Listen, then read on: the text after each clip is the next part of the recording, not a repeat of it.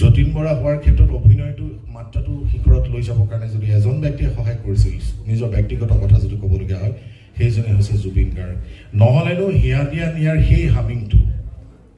মইতো তাৰ আগতে বহুতকেইখন ছবি পঢ়িছোঁ যেতিয়া মুনিন বৰাই মোক কৈছিল মোৰ ব্যক্তিগত অনুভৱটো মই আপোনালোকক ক'ব ওলাইছোঁ যে জুবিন গাৰ্গ যে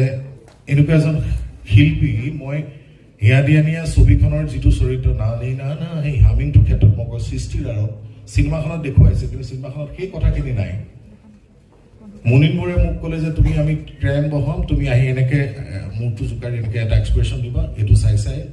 মই প্ৰথমে সুধিলোঁ মোক গাইডটো দিয়ক সেইটো এক্সপ্ৰেশ্যনটো মই দিব পাৰিম জুবিন গাৰ্গে সেই মোৰ এক্সপ্ৰেশ্যনটো চাই পেলাই যিটো ওলোটা কাৰবাৰ জেনেৰেলি আমি যেতিয়া চিনেমাত লিপছ দিওঁ বা গানত অংশগ্ৰহণ কৰোঁ শ্বুটিং কৰোঁ তেতিয়া গাইডটো আহে বা সংগীত গানটো আমাৰ হাতত পৰে